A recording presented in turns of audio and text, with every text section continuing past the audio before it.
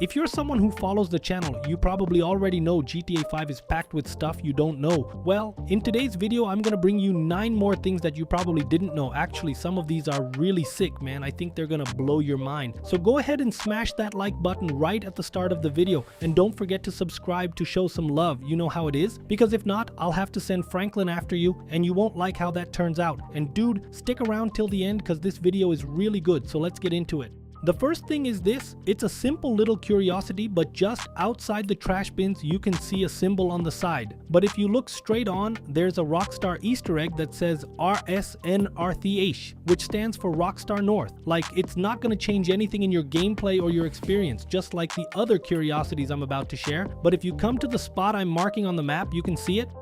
The second thing is this, and this one is really awesome. If you're in the mission Nervous Ron, where we hit the Lost Airstrip, and you're there with an RPG, because at first you only start with the machine gun, you can actually swap it for an RPG. So how do you pull off this trick? Well, you have to die the first time, and you need to have an RPG with at least 1 rocket of ammo. When you choose to restart the mission, hold L1 and flick the stick to the side to select the RPG. After that, you'll keep the machine gun for a bit, just press square like you're inside a car and want to switch weapons, and boom, you'll switch to the RPG. You can do this to swap to other weapons too, but the coolest one is definitely the RPG. Besides the character getting all bugged out with the RPG going through his chest and stuff, you basically get an infinite RPG that never needs reloading. In other words, it's a super glitched RPG. For those who didn't quite get the explanation, it's simple. Make sure you have at least 1 rocket in your ammo, start this part of the mission, lose it, then restart holding L1, switch to an RPG, and if it doesn't switch automatically, press square and it'll change. Drop a comment below if it worked for you. I tested it on PS5 and it worked.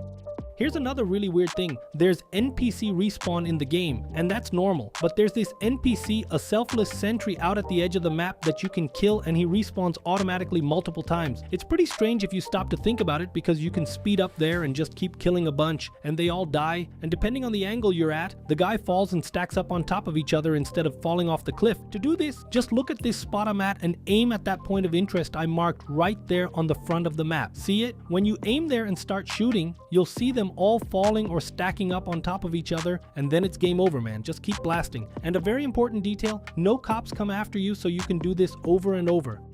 Here's another really weird thing, man. This one is super cool. I bet you didn't know this. Almost nobody knows this, but here we go. If you jump off a really high place on a motorcycle, if you fall from a high spot on a bike, most likely your character will fall and then die right away. In my case here, this guy didn't die because I have invincibility on, so he's just crashing like crazy, falling down the middle of the mountain, and that's all fine. But what's the deal here, right? If you jump from anywhere on a motorcycle, it doesn't matter where, guys. You just have to land straight. You can't land kind of sideways or on your side, for example, or else it won't work. I'm gonna turn off invincibility here so you can see. Check this out, and I'm gonna drop down from the top of Maze Bank and I won't die. So how do you pull off this trick? When you're about to hit the ground, what you do is open the game's radio menu. That's right, just open the radio menu right when the bike is about to impact the ground, and somehow the game won't let you die. Like, dude, it's super weird and crazy because it makes no sense, right? It's basically a way to glitch the game. So if there's ever a time you think you're gonna fall off a bike and die, just open the radio menu and you'll see you won't die. Try it out and let me know if it worked.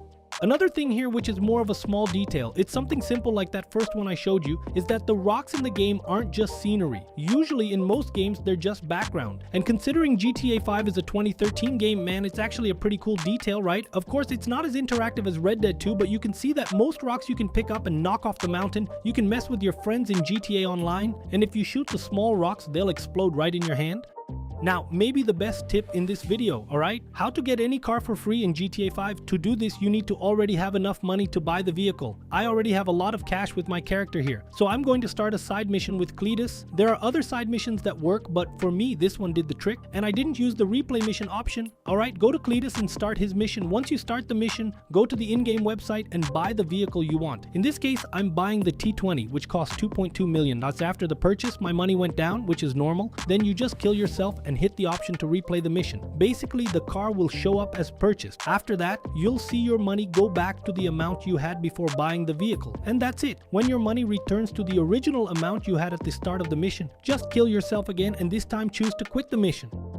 And when you spawn at the hospital, the message about the vehicle being purchased will already show up on the side. It's a pretty weird thing, but we can definitely take advantage of it since it works with any car. I think it's worth testing with military vehicles and stuff too. It should work normally. But going back to the car we bought, after the message, all you have to do is go to your garage and grab the vehicle you chose to buy for free. And a very important detail, guys, I didn't use the repeat mission option, so I don't know if it works that way. If you've already done Cletus's missions, try using the repeat mission option. If it doesn't work, drop a comment below so everyone else knows if it works or not. And I also don't know if it works with other Stranger and Freaks missions, but with this one it's for sure.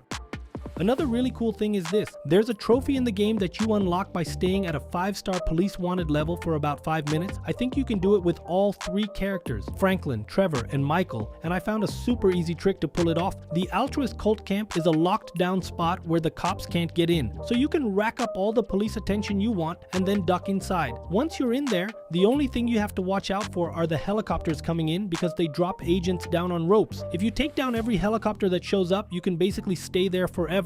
That cult camp is kind of like a police fortress. The cops won't come through the gate, the walls, or anywhere else. If they're not coming by chopper, you're safe. So if you want to get that trophy or just cause some serious chaos, head over to the Altruist Cult.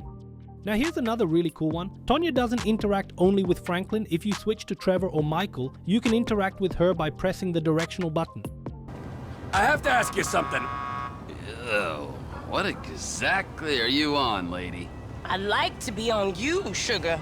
Nah, I've got very low standards, but even I ain't gonna sink that low. Hey, fuck you, man.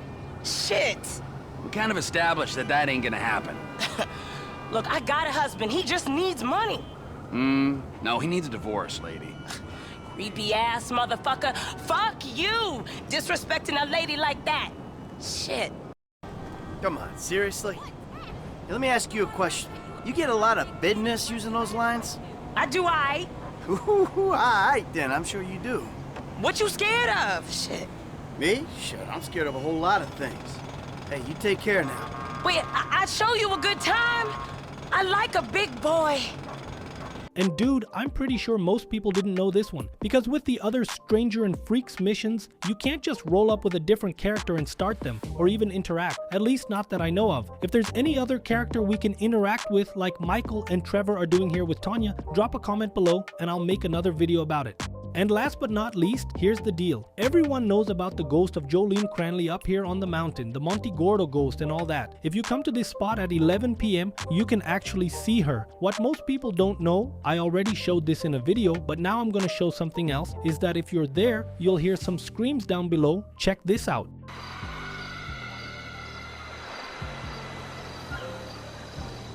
And the weirdest part isn't even the screams. Like I said, I'm gonna show you something else. Exactly at the moment you hear the scream in my GTA 5, I saw a shadow pass right behind Michael. And that's super creepy because you can clearly see the mountain ghost up there. So if we're hearing whispers or screams, maybe it's not from her. And that shadow that passed behind Michael is the first time I've seen it. It could just be a bug too. Watch this in slow motion, it's seriously freaky. I'd seen reports on forums about a shadow near the mountain ghost, but I'm not sure if that's what people were talking about. Drop a comment below with what you think.